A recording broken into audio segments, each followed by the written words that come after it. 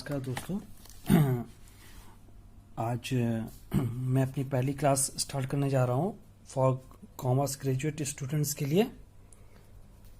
इस क्लास का मैंने नाम दिया है विद्या आरोही कॉमर्स क्लासेस। विद्या मेरी माता जी का नाम है और आरोही मेरी बेटी का नाम है। विद्या आरोही इसलिए कि विद्या आरोही का मतलब यानी कि आप हमेशा आगे बढ़ना। आप लोग की जो भी नॉलेज है उसको मैं और आगे बढ़ाना चाहता हूँ। मैं आपके छोटे छोटे क्वेश्चंस को भी सॉल्व करता रहूँगा, जो भी आप लोग यानी कि मेरे चैनल पे इस वीडियो के नीचे कमेंट बॉक्स में लिखेंगे। इसके नीचे यहाँ पे देखेंगे आप ट्विटर हैंडल मैंने दे रखा है। ट्विटर हैंडल पे भी आप अपने क्वेश्चन को पोस्ट कर सकते हैं या मेरे नीचे दिए हुए ईमेल पे भी आप अपना क्वेश्चन सेंड कर सकते हैं। चलिए, आज मैं बहुत ज़्यादा कुछ तो नहीं, आपको एक इंट्रोडक्शन दे रहा हूँ। मेजर बीकॉम में सब्जेक्ट क्या होते हैं? मेजर बीकॉम में सब्जेक्ट होते हैं BCom first year, second year and final. ठीक है। कुछ यूनिवर्सिटीज़ बीकॉम को दो पार्ट में पढ़ाती है, बीकॉम प्योर यानी कि ऑनर्स और बीकॉम इकोनॉमिक्स। और कुछ यूनिवर्सिटीज़ यानी कि वो यानी कॉमन सब्जेक्ट्स पे ही बीकॉम एग्ज़ाम कंडक्ट कराती है। तो बीकॉम में कौन कौन से सब्जेक्ट यानी कि कॉमन होते हैं? एक तो पहला एडवांस अकाउंटेंसी, ठीक है। दूसरा business law, number 3 company law, labour law, principle of management, economics, cost accountancy, auditing, statistics, taxation, international business, math, information technology, business communications, operational research, financial accountancy, valuations, insurance, banking law, intellectual properties, forensic accounting, goods and service taxes. ठीक है। तो ज़्यादातर मैं आप लोग के जो question solve करूंगा वो होंगे नंबर 1 एडवांस अकाउंटेंसी। आप मुझसे business law, company law, labour law, principle of management, economics, cost accountancy, auditing, statistics, taxations, information technology,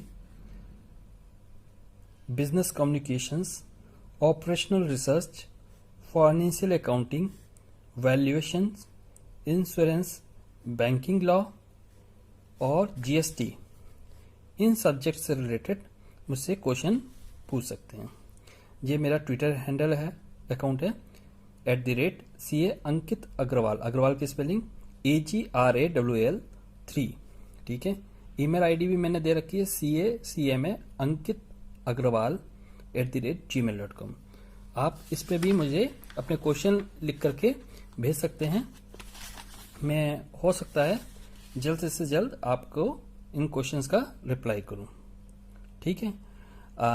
अब बात आती है कि हाउ कैन वी स्टडी, यानी कि हम कैसे पढ़ाई कर सकते हैं। जैसे बुक्स हैं, ई बुक्स हैं, बिजनेस न्यूज़ हैं या क्लासेस हैं, ऑनलाइन क्लासेस भी हैं। और एक मैं आपको अपनी भी क्लासेस प्रोवाइड कर रहा हूँ, ये है यूट्यूब पे।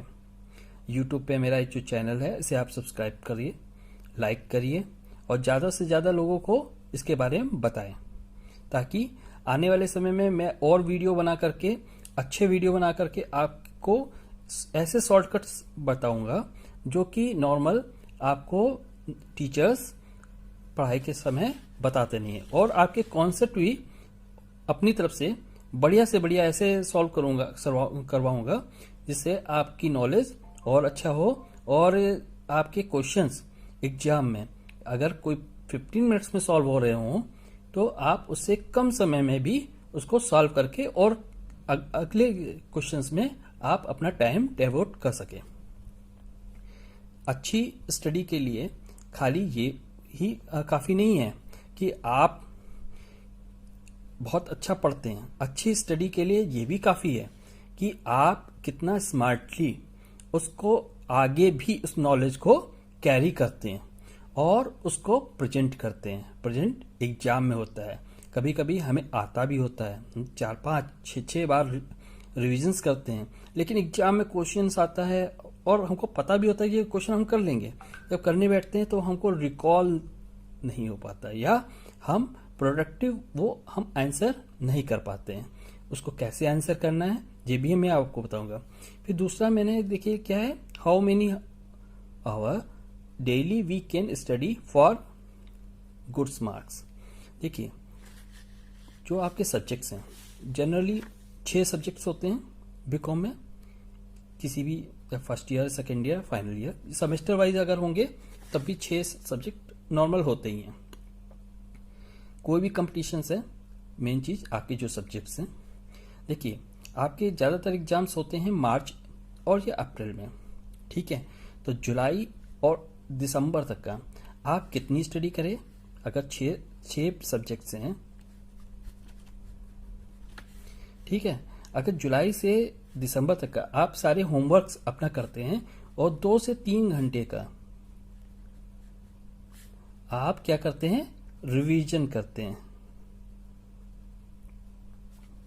और जनवरी से और फरवरी तक का 6 से 8 आवर, और उसके बाद मार्च आपके एग्जाम चल रहे हैं, तो कोशिश करिए 10 से 12 घंटे आप अपनी स्टडी डेली रखिए। अच्छा, ये मैंने आपको बताया 2 से 3 का मतलब आपका एवरेज आना चाहिए।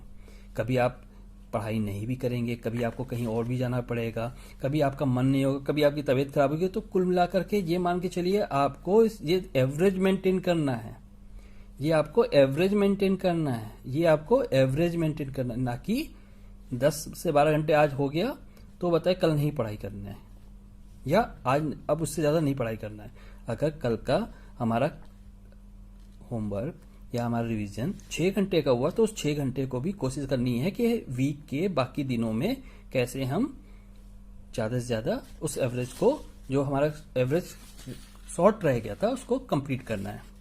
ठीक है, आप लोग को समझ में आया। मैं आप लोग अपनी मेल आईडी से, मेरी मेल आईडी पे जब मेल करेंगे, मैं आपको कैसे बताए स्टडी करनी है उसका एक चार्ट बना के दूंगा, जिससे आपको स्टडी करने में काफी हेल्प मिलेगी। ठीक है, फिर अब बात आती है, देखिए BCom first year, second year, third year, यहाँ पे आपके कुछ सब्जेक्ट्स होते हैं। ठीक है, जो भी आपके सब्जेक्ट्स हैं, मैं उन सब्जेक्ट्स को लेकर के आपको बीच बीच में, वीक में तो एक वीडियो जरूर पोस्ट करूंगा। ठीक है, बाकी आपके क्वेश्चंस को भी मैं सॉल्व करता रहूंगा, और जरूरत पड़ी तो मैं कुछ बड़े वीडियो भी बना करके आप लोग के क्वेश्चंस को सॉल्व करता रहूंगा। जैसे बीकॉम फर्स्ट ईयर में अकाउंटेंसी हो गई, ठीक है, लॉ हो गई, ऑडिट हो गया, ठीक है, जो भी आपके सब्जेक्ट्स हैं, इकोनॉमिक्स हो गई, स्टैटिस्टिक्स हो गई, ठीक है, आप मुझे बेहिचक कोई भी क्वेश्चन पूछ सकते हैं। ठीक है, और जो क्वेश्चन पूछेंगे आप टेस्ट करिए, मैं आपको कोशिश करके 2 से 3 दिन के अंदर उस मेल, अपनी मेल से रिप्लाई कर दूंगा। ठीक है, अब जैसे बात आती है क्वेश्चंस, मैंने 1-2 क्वेश्चंस ऐसे ही लिए रैंडमली, एक क्वेश्चन कैसे होते हैं। जैसे फिलहाल आप ये मत सोचिए कि बताइए मैं बीकॉम फर्स्ट ईयर में हूँ, टैक्सेशन बीकॉम फाइनल में, या बीकॉम फाइनल में हूँ। एक जनरल क्वेश्चन है, जैसे कि कंपटीशन ऑफ एचआरए, ठीक है, हाउस रेंट अलाउंसेस को हम कैसे कंप्यूट करेंगे, हाउस रेंट अलाउंसेस को कैसे कंप्यूट करेंगे। जैसे बेसिक क्वेश्चन में क्या होता है, बेसिक सैलरी, माना किसी एम्प्लॉय की बेसिक सैलरी है 20,000 रुपए, ठीक है, डियरनेस अलाउंस 10,000 रुपए, ठीक है, कमीशन नील सपोज मान लेते हैं, रेंट वो कितना पे करता है 10,000 रुपए। ठीक है, तो यहां पे बात आती है हाउस रेंट अलाउंस कैसे कैलकुलेट करते हैं। हाउस रेंट अलाउंस के लिए इनकम टैक्स में कंडीशंस है, ठीक है, कि अगर वो दिल्ली, मुंबई, कोलकाता एंड चेन्नई में रहता है, ठीक है, तो उसकी बेसिक सैलरी और डियरनेस अलाउंसेस डियरनेस अलाउंसेस कभी कभी क्वेश्चन में होता है सब्जेक्ट टू, ठीक है, subject to 50% part of salary, तो हम इसका 50% लेंगे। अगर नहीं लिखा है तो कुछ नहीं लेंगे। अगर डियरनेस पे लिखा है तो कुछ लिखा हो या ना लिखा हो, ठीक है, तो हम पूरा पूरा ले लेंगे। इन बातों को ध्यान रखेंगे, ठीक है। तो सैलरी का मतलब क्या हो गया, 20,000 रुपये बेसिक। सपोज डियरनेस पे होता तो पूरा पूरा हम ले लेंगे, ठीक है, 30,000। दिल्ली, मुंबई, कलकत्ता और चेन्नई अगर होगा तो ये हमारा क्या बना, जो ये सैलरी हमारी एक बन के आई 20,000 रुपये और 10,000, एक फॉर्मूला है इसका। 30,000 का 50% कितना हुआ, 15,000 रुपये। अगर दिल्ली, मुंबई, कलकत्ता, चेन्नई के अलावा कोई सिटीज है अदर देन DMKC, ठीक है, तो हम क्या लेंगे 40%, यानी कि 12,000 रुपये, ठीक है। दूसरा क्या हो गया, एक्चुअल रिसीव। हमको एम्प्लॉयर से कितना पैसा मिल रहा है, यहाँ पे बेसिक मिल रहा है, डियरनेस अलाउंसेस मिल रहा है, कमीशन क्वेश्चन में दे रखा है, रेंट पेड 10,000 हम कर रहे हैं, HRA मिल रहा है हमको सपोज 10,000 रुपये, तो हमने क्या लिख दिया 10,000 रुपये, ठीक है। नंबर 3, हम इसमें क्या निकाल रहे हैं, हम कंपटीशन कर रहे हैं HRA की कि कितना HRA हमारा एग्जेम्प्ट है, ठीक है। तो HRA को एग्जेम्प्ट निकालने के लिए कंडीशन है। पहली कंडीशन क्या है कि अगर वो बंदा दिल्ली, मुंबई, कलकत्ता, चेन्नई में रहता है, जहाँ पे उसके ऑफिस है और उसके सराउंडिंग में रहता है, दिल्ली, मुंबई, कलकत्ता, चेन्नई में उसने घर ले रखा है, ठीक है, तो उसकी सैलरी का 50% 20,000 प्लस 10,000 कैसे निकाला, ऐसे।